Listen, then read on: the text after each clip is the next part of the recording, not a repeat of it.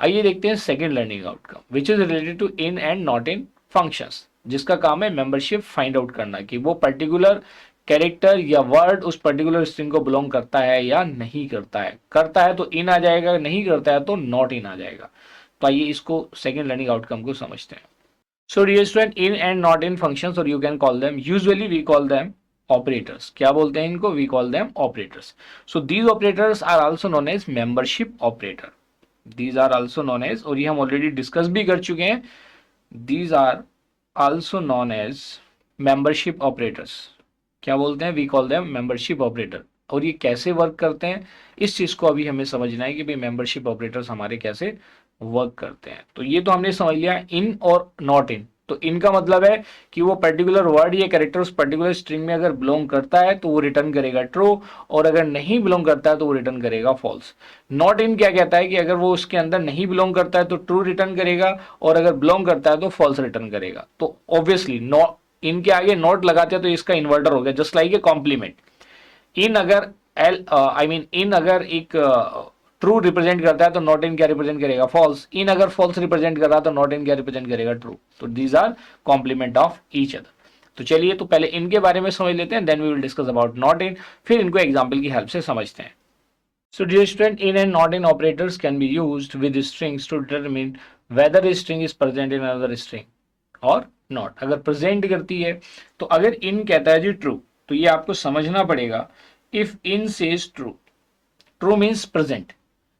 क्या कहता है जी? in कहता है जी true, that is present। तो not in क्या कहेगा? not in will say false, that is not present, that is not present। ये बात समझ में आ गई? इन द सेम वे अगर इन कहता है फॉल्स तो नॉट इन क्या कहेगा? ट्रू। ये आपको समझ में आ गई कि not in is the inverter. तो आइए इसको एक एग्जांपल की हेल्प से समझते हैं। कॉन्सेप्ट आपको क्लियर है? Now let us understand it with the help of an example. Example है write a program to demonstrate in operator. पहले इनको समझ लेते हैं, then we will discuss about not इन।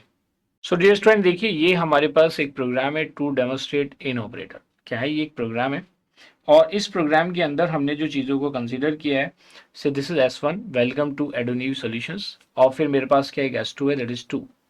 अब मुझे ये चेक करना है इफ S2 इन S1, किस में चेक करना है? इफ S2 इन S1, तो हम क्या प्रिंट कर देंगे? ट्रू।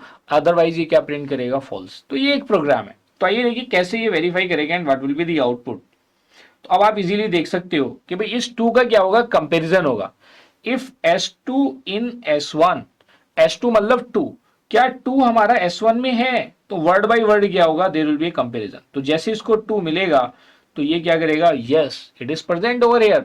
मतलब it is kind of a searching, जैसे लीनियर सर्च करते थे, वहां पे कैरेक्टर बाय कैरेक्टर होता है, ऐसे ही ये भी जाएगा।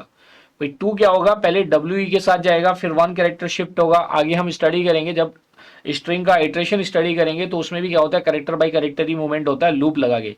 सो लूप आप फॉर लूप भी यूज कर सकते हो और वाइल लूप भी, उसको हम आगे वाले टॉपिक्स में डिस्कस करेंगे। तो यहाँ पे आपको 2 मिल गया, सो what will be the output in this case? It will return true.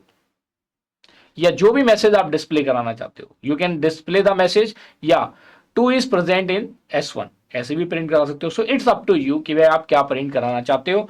Meaning आपको क्लियर है।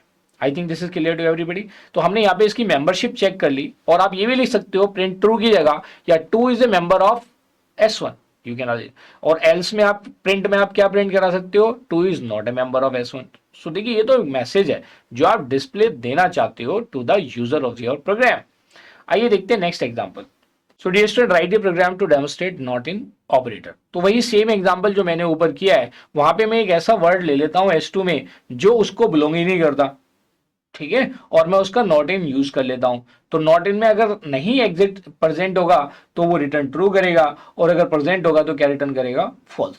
ये बात समझ में आ गई? चलिए, तो उस ऊपर वाले प्रोग्राम में ही मैं सिर्फ इन की जगह क्या लगाने जा रहा हूं? Not in. ठीक है। सो डियर स्टूडेंट, यहाँ पे देखिए write a program to demonstrate not in operator. हम किसकी बात कर रहे हैं? नॉट इन की। And not in is just reverse of in operator. हमने क्या देखा? स्ट्रिंग सेम है जो हमने ऊपर वाले एग्जांपल में कंसीडर करी थी, S2 में 2 है। अब मैं क्या कहता हूं जी? S2 not in S1। भाई जो S2 है वो नॉट इन S1 है, तो जब ये कंडीशन ट्रू होगी जो गिवन इफ की कंडीशन अगर ट्रू होगी तो रिटर्न क्या करेगा, ट्रू, आई मीन प्रिंट क्या करेगा, ट्रू, एल्स वो रिटर्न क्या करेगा, फॉल्स। लेकिन अगर मैं चेक कर रहा हूं वो क्या कहता है जी, S2 two is not in S1, तो कंडीशन क्या हो जाएगी, फॉल्स। तो उसने कहा S2 का मतलब क्या हुआ, टू नॉट इन S1, लेकिन वो तो S1 के अंदर प्रेजेंट करता है।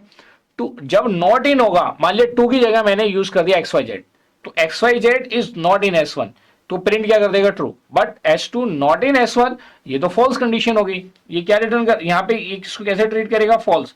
तो जब फॉल्स होता है तो कौन सा स्टेटमेंट एग्जीक्यूट होता है, एल्स वाला। So what will be the output in this case, it will return false. क्या रिटर्न आ जाएगी इसकी, फॉल्स रिटर्न आ जाएगी। I think this is clear to everybody how in and not in operator works. तो जैसे ये तो हम यहाँ पे वर्ड के लिए कर रहे हैं, we can also use in and not in operator for the characters. एक वर्ड के अंदर अगर हमें कैरेक्टर को चेक करना है, then in that case also we can use in or not in operators. So let us understand them with the help of some key points. So dear student, in and not in operators can be used to check whether a character is present in a word or not. ठीक है जी, word के अंदर किसकी बात कर रहे हैं, character की। अभी तक हमने क्या किया था, हमने स्ट्रिंग के अंदर एक वर्ड को वेरीफाई किया था, बट हम एक वर्ड के अंदर भी कैरेक्टर को वेरीफाई कर सकते हैं कि वो इसके अंदर एग्जिस्ट करता है या नहीं करता है। ये बात समझ में आ गई। जैसे फॉर एग्जाम्पल मैं कहता हूं जी, मेरे पास एक स्ट्रिंग है एंड से द स्ट्रिंग इज एडोनियम। क्या है, एडोनियम।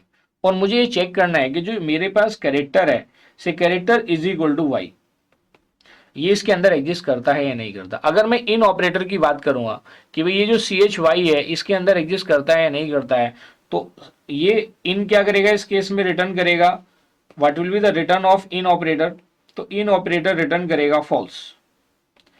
क्या रिटर्न करेगा, फॉल्स। और नॉट इन ऑपरेटर क्या रिटर्न करेगा, not in operator will return true, क्योंकि वाई उसका पार्ट नहीं है। Is it clear to everybody.